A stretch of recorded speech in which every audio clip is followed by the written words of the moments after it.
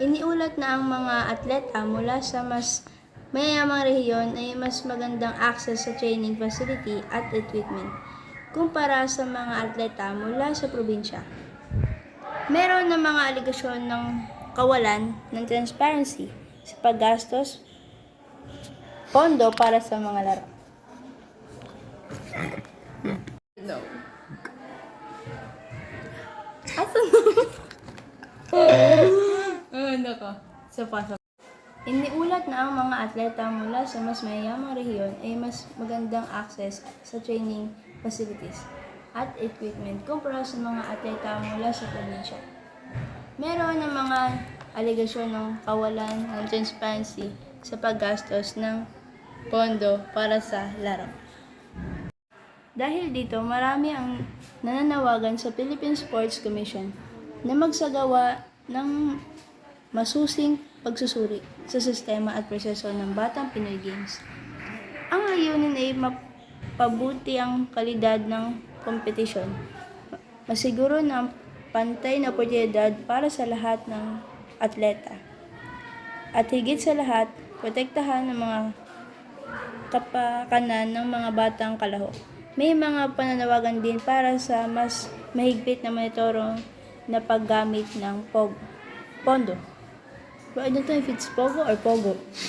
Bro, I don't know if... Dahil dito, marami na nananawagan sa Philippines Sports Commission na magsagawa ng masusing pagsusuri sa sistema at proseso ng Batang Pinoy Games. Ang layunin ay mapabuti ang kalidad ng kompetisyon, masiguro ang pantay na oportunidad para sa lahat ng atleta, at higit sa lahat, protektahan ang kapakanan ng mga batang kalahok. May mga pananawagan din para sa mas mahigpit na monitorong paggagamit ng POG. Ako po ay si Andret Estolentino at narito po ang Chika Time. Ako po ay si Andret Estolentino at narito po ang Chika Time. Ako naman po ay si Andret Estolentino at mayroon na malaking misyon. Pilipanyans, simula ngayon mayroon na lang 29 na araw bago mag-Valentine's Day.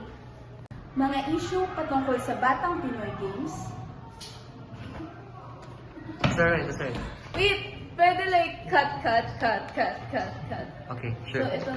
Mga issue patungkol sa Batang Pinoy Games. Isang suspect arestado dahil sa pag-angkin ng otoridad at iligal na paggamit ng uniforme. 7.1 magnitude earthquake mula sa Mount Everest. Aljun Combao is ready to take on a new challenge. Live mula sa Father Angelico Lipani School, ang all-time Lipanians. Magandang umaga sa inyong lahat, Luzon, Visayas, Mindanao.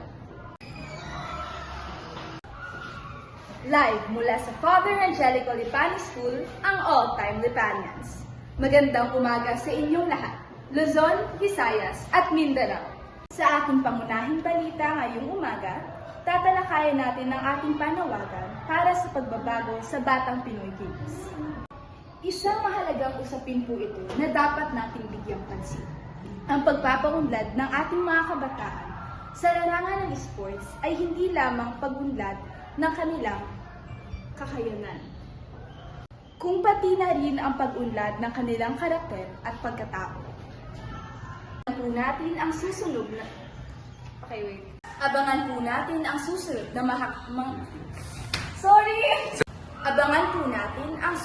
na mahakbang ng mga kinauukulan upang matulungan natin ang mga issue ito. Isang suspect inaresto dahil sa pag-angkin ng otoridad at iligal na paggamit ng uniforme. At naririto nagtatapos ang mga nagbabagang balita ngayong Huwebes. Ako ay si Elizabeth Soreda mula sa Father Angelico Lipani School, ang News Authority ng Pilipino. Nakatuto kami. Mula sa Father Angelico Lipani School, ang News Authority ng Pilipino. Nakatuto kami, ang all-time Lipanians. Noong Nobyembre 16, 2015, muling sumulpot ang mga katanungan tungkol sa kalidad at pagpapatupad ng Batang Pinoy Games. Noong Nobyembre Nobyembre 26. Take two. Maraming nagsasabi na kailangan ng malawakang reforma upang masiguro ang integridad at kapakanan. Maraming nagsasabi na kailangan ng malawakang reforma upang masiguro ang integridad at kapakanan ng mga batang atleta. Mga kritiko, may mga issue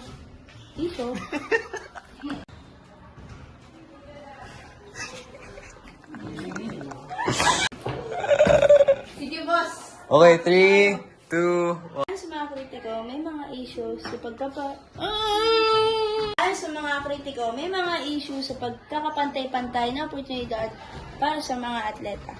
Mula sa iba't ibang rehiyon, kakulangan ng sapat na pasilidad at transparency. Umaga po sa inyong lahat. This is a very exciting time for me. My time at Lasal, grabe. Ay, mali. Dapat I should stop, di ba?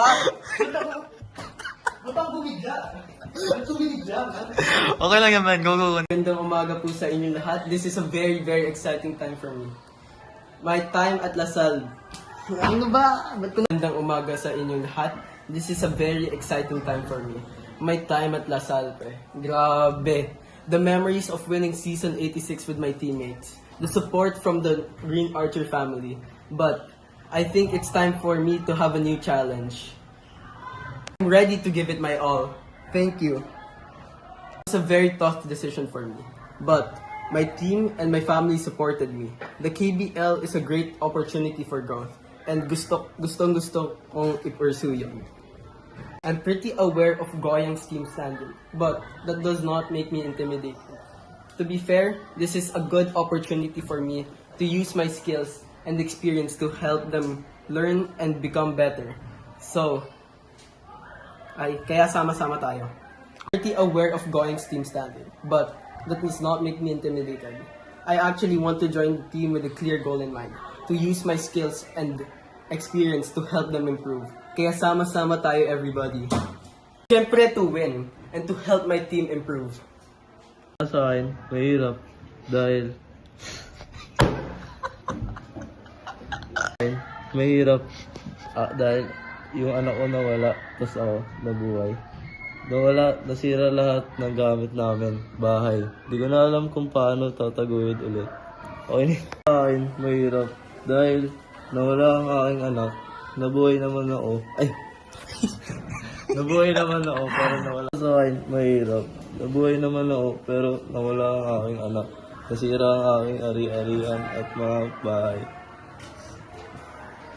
Hindi ko na alam kung paano tataguyod ulit. Okay na. Had the chance to lead the Sal Other Championship. Why did you decide to forget your final year? You're joining Goyang team, a team currently struggling. What are your expectations? What are your goals? Kritiko, may mga issue sa pagkakapantay-pantay ng oportunidad para sa mga atleta mula sa iba't ibang rehiyon. Kakulangan ng sapat na pasilidad at transparency sa paghawak ng pongo. Halimbawa, iniulat na ang mga atleta mula sa mas mayamang rehiyon ay may mas magandang access to training facilities at equipment kumpara sa mga atleta mula sa probinsya. Meron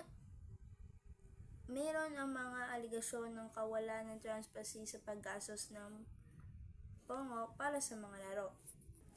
Dahil dito, marami ang nananawagan sa Philippine Sports Commission na magsagawa ng masusing pagsusuri sa sistema at presyo ng Batang Pinoy Games.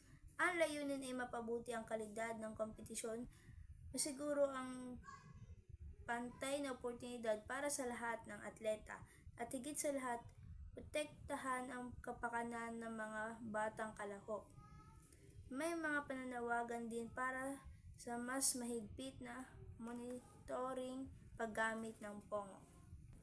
Narito po ako kasama ang isang magulang na namatayan ng anak dahil sa lindol. Alyon, you had a chance to lead the Sal Other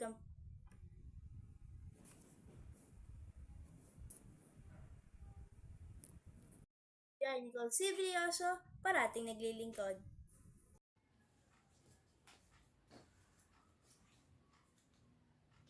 Aljun, you had a chance to lead your team once again for another year on your way to championship with De La Salle.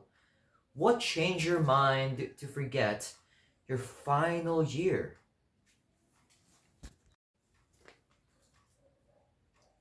Aljun, wow. You are joining Goyang, a team who is known to be struggling recently. What are your expectations? Lastly, what are your goals? Para sa mas malawak na paglilingkod sa bayan, ako po ay si Andre Josh A. Reyes.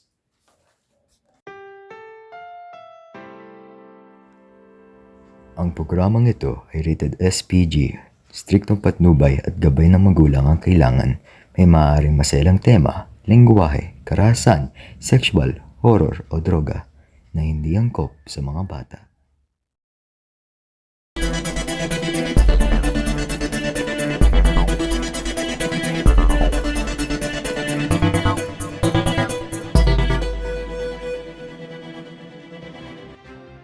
Mga issue patungkol sa Batang Pinoy Games. Isang suspect arestado dahil sa pag-angkin ng otoridad at iligal na paggamit ng uniform. 7.1 magnitude earthquake mula sa Mount Everest. Aljun Combao is ready to take on a new challenge.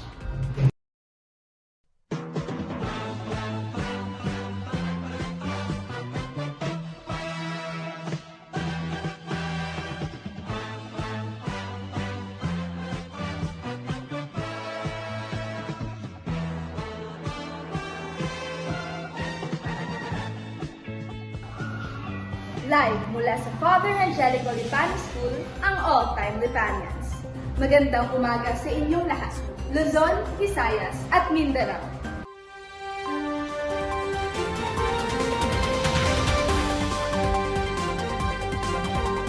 Sa ating pangunahing balita ngayong umaga, tatalakayan natin ang ating panawagan para sa pagbabago sa Batang Pinoy Games.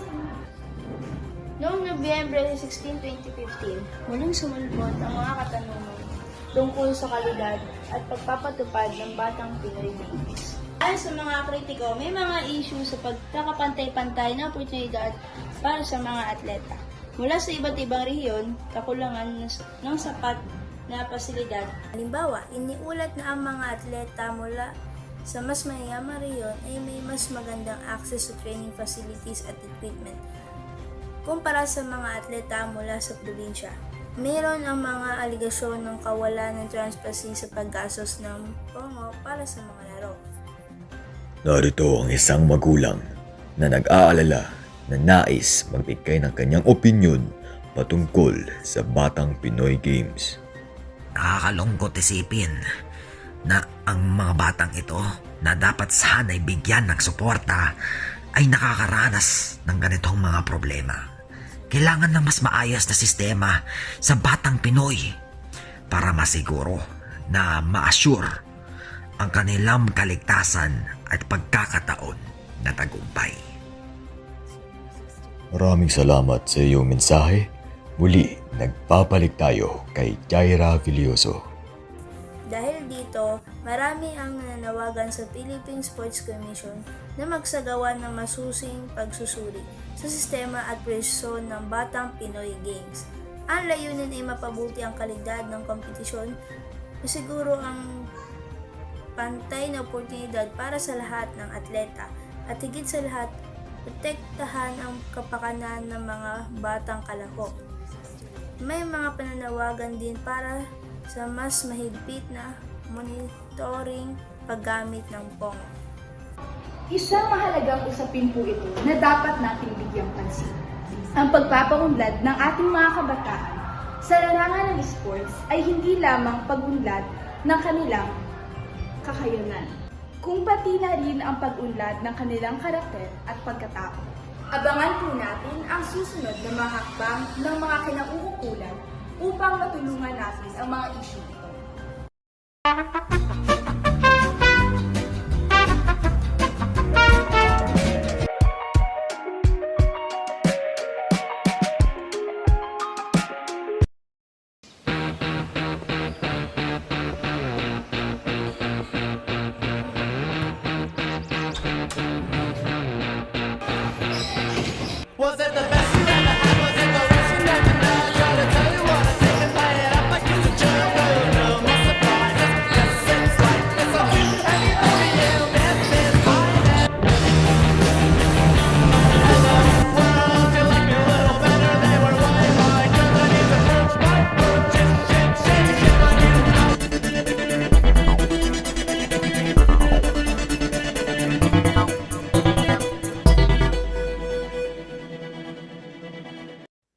Narito muli ang all-time Lipanians at nagbabalik si Elizabeth Soreda. Isang suspect, inaresto dahil sa pag-angkin ng otoridad at illegal na paggamit ng uniforme. Isang lalaki ay naaresto kamakailan dahil sa pag-angkin ng otoridad at illegal na paggamit ng uniforme ng pulis.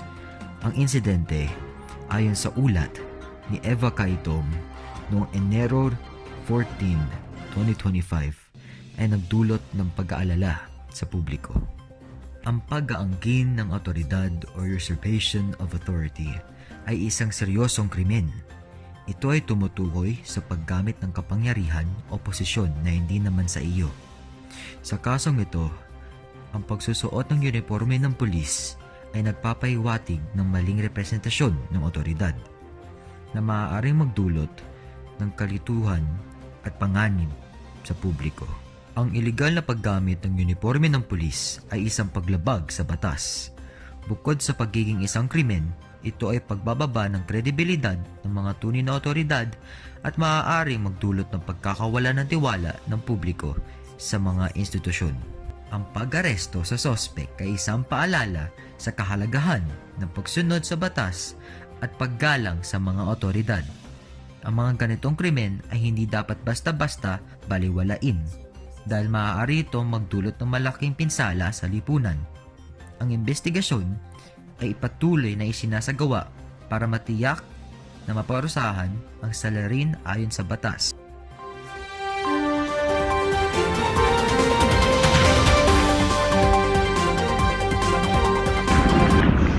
Halos 126 na tao ay nasawi pagkatapos ng 7.1 na magnitude galing sa isang malakas na lindol.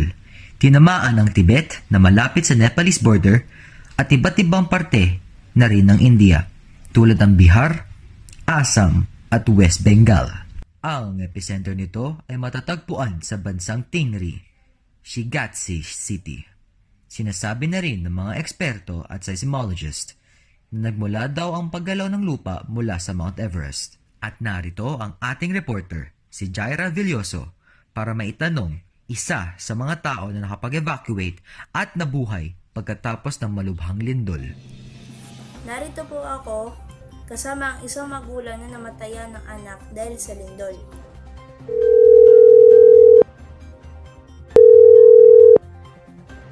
Sa akin, mahirap. Nabuhay naman ako, pero nawala ang aking anak. Nasira ang aking ari-arian at mga bahay. Hindi ko na alam kung paano tataguyod ulit.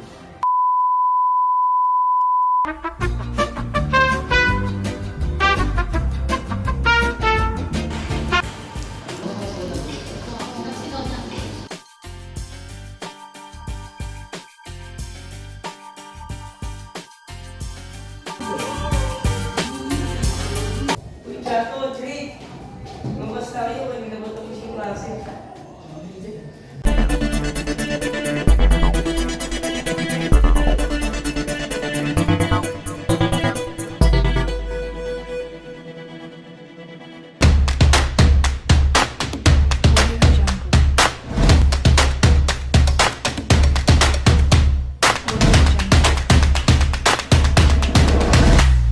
Ako po ay si Andret Estelintino at narito po ang Chika Time. What's up, guys? We are back for another episode. After a stellar career with the De La Salle Green Archers, the UAAP's back-to-back MVP and former Rookie of the Year, Algin Kumbao, is ready to take on a new challenge. His journey leads him across continents to the vibrant basketball scene of South Korea. And now, we are here with Algin Kumbao himself to be interviewed by AJ Reyes. Magandang umaga sa inyong lahat. This is a very exciting time for me. My time at La Salle, grabe. The memories of winning season 86 with my teammates. The support from the Green Archer family. But I think it's time for me to have a new challenge. I'm ready to give it my all. Aljan, you had a chance to lead your team once again for another year on your way to championship with De La Salle. What changed your mind to forget your final year It's a very tough decision for me. But my team and my family supported me. The KBL is a great opportunity for growth. And gusto kong i-pursue yun. You are joining Goyang, a team who is known to be struggling recently. What are your expectations? I'm pretty aware of Goyang's team standing, but that does not make me intimidated. To be fair, this is a good opportunity for me to use my skills and experience to help them learn and become better. I actually want to join the team with a clear goal in mind, to use my skills and experience to help them improve. Kaya sama-sama tayo, everybody. Lastly, what are your goals? Siyempre to win and to help my team improve. Aljin Kumbao's journey is just beginning. His talent and drive will make him a star in the KBL. The Philippines is proud. At naririto nagtatapos ang mga nagbabagong balita ngayong Webes. Ako ay si Elizabeth Soreda. Naman po ay si Andret Tolentino at mayroon ng malaking misyon. Para sa mas malawak na paglilingkod sa bayan, ako po ay si Andre Josh A. Reyes. Yan, Nicole Civilioso, parating naglilingkod. Mula sa Father Angelico Lipari School, ang News Authority ng Pilipinas. Nakatuto kami ang all-time Liparians.